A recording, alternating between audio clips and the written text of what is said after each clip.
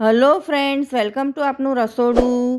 આજે અમે તમારા માટે લઈને આવ્યા છીએ એકદમ સરળતાથી બની જાય એવું મકાઈના લોટનું ખીચું। આ ખીચું આજે આપણે ફટાફટ ફક્ત 10 જ મિનિટમાં કુકરમાં તૈયાર કરવાનું છે, તો વિડીયોને સ્કીપ કર્યા વગર તમે આખો જ વિડીયો જોજો। તો તેના માટે સૌપ્રથમ અહીંયા 1 વાટકી મકાઈનો લોટ લેવાનો છે। અમે પીળી મકાઈનો લોટ લીધો છે। મકાઈનો લોટ એકદમ ઝીણો નથી હોતો, એ થોડો આ રીતનો દરદરો જ હોય છે। તમને કોઈ પણ ઘંટીમાં આ મળી જશે। તમે સફેદ મકાઈનો લોટ પણ લઈ શકો છો।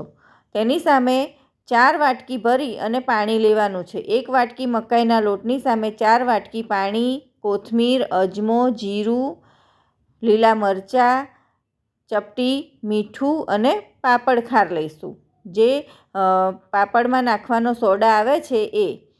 હવે જો તમારે એકદમ ઢીલું ખીચું ના જોઈતું હોય તો તમારે 3 વાટકી પાણી લેવાનું, અને એકદમ ઢીલું જે લારીમાં મળે છે એવું ખીચું જોઈતું હોય તો તમારે 4 વાટકી જ પાણી લેવાનું છે। આપણે આ ખીચું કુકરમાં બનાવવાનું છે, તો કુકરમાં પાણી ગરમ કરવા મૂકી દેવાનું। તેની અંદર જીરું ઉમેરીશું, અડધી ચમચી કરતાં ઓછું, અજમો અડધી ચમચી કરતાં ઓછો, અને લીલા મરચાંની પેસ્ટ ઉમેરીશું। તીખાશ તમે તમારા ટેસ્ટ પ્રમાણે વધારે કે ઓછી લઈ શકો છો।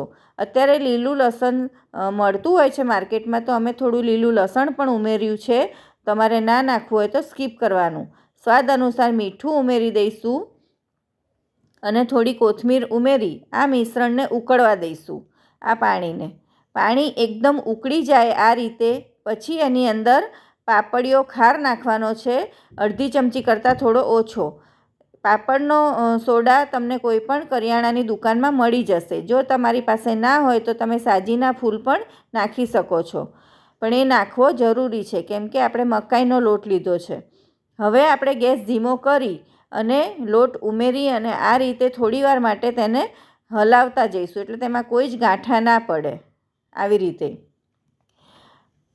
5 થી 7 મિનિટ આ રીતે હલાવશો એટલે સરસ ઘટ મિશ્રણ થઈ જશે। તમે જોઈ શકો છો એકદમ ઘટ થઈ ગયું છે આ મિશ્રણ, અને સરસ રીતે લોટ મિક્સ થઈ ગયો છે આ રીતે। જો તમને થોડું બી કઠણ ખીચું ગમતું હોય તો પાણી ઓછું નાખવાનું, અને ઢીલું ખીચું ગમતું હોય તો આટલું પાણી ઉમેરવાનું। આની અંદર 2 ચમચી સિંગ તેલ નાખી કુકરનું ઢાંકણ બંધ કરી અને ફક્ત 1 જ સીટી વગાડવાની છે। ફક્ત 1 કે 2 સીટી વગાડશો એટલે તમારું ખીચું તૈયાર થઈ જશે। કુકર ઠંડુ પડે પછી જ તેને ખોલવાનું। તમે જોઈ શકો છો એકદમ પરફેક્ટ આપણું ખીચું તૈયાર થઈ ગયું છે, અને એ ખીચાને આપણે હવે સર્વ કરીશું। તો તમે જુઓ ચમચામાં બિલકુલ ખીચું ચોંટતું નથી, એટલે આપણું ખીચું એકદમ પરફેક્ટ તૈયાર થયું છે। તો ફ્રેન્ડ્સ, જો તમને અમારી રેસીપી પસંદ હોય અને ચેનલ પર નવા હોય તો અમારી ચેનલને સબસ્ક્રાઈબ કરવાનું ના ભૂલતા। બાજુમાં આપેલા બેલ આઇકોનને પ્રેસ કરજો, જેથી આવનારા દરેક નવા વિડીયોની નોટિફિકેશન તમને મળતી રહે। હવે આપણે તેની ઉપર લીલા મરચાં, થોડું લીલું લસણ, થોડી કોથમીર અને જે સિંગતેલ ઉમેરીશું, અને જે અથાણાનો મસાલો હોય છે, મેથીયો મસાલો, તે એડ કરી અને સર્વ કરીશું। ચોખાના લોટનું ખીચું તો તમે ખાધું જ હશે ફ્રેન્ડ્સ, પણ આ રીતે મકાઈનું ખીચું પણ ખૂબ જ ટેસ્ટી લાગતું હોય છે।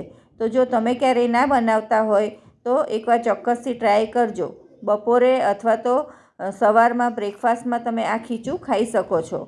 બપોરે જો નાની મોટી ભૂખ લાગી હોય તો બાળકોને તમે ફટાફટ બનાવીને આપી શકો છો। આ એકદમ મસ્ત બને છે અને ગળામાં સડસડાટ ઉતરી જાય છે। ગરમા ગરમ ખીચું ખાવાની ખૂબ જ મજા આવતી હોય છે। તો ફ્રેન્ડ્સ, તમને અમારી આ ખીચુની રીત કેવી લાગી તે અમને કમેન્ટ કરીને જણાવજો। ફરી મળીશું બીજી આવી નવી હેલ્ધી અને ટેસ્ટી રેસીપી સાથે। બાય।